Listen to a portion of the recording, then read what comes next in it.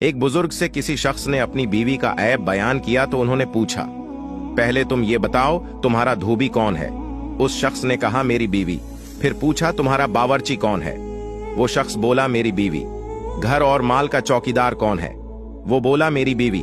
बुजुर्ग ने पूछा, अपने माँ बाप का घर बार छोड़कर उम्र भर के लिए तुम्हारा साथी कौन बना है। कहा, मेरी बीवी। जब तुम बीमार होते हो तो तुम्हारी तीमारदारी कौन करता है। वो शख्स बोला, मेरी बीवी। बुजुर्ग ने पूछा, किया तुम्हारी बीवी इन सब कामों की उजरत मांगती है तुमसे।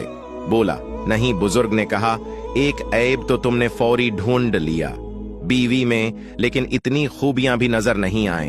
वो शख्स शर्मंदा हो गया और बना कुछ बोले वहां से चुपचाप चला गया।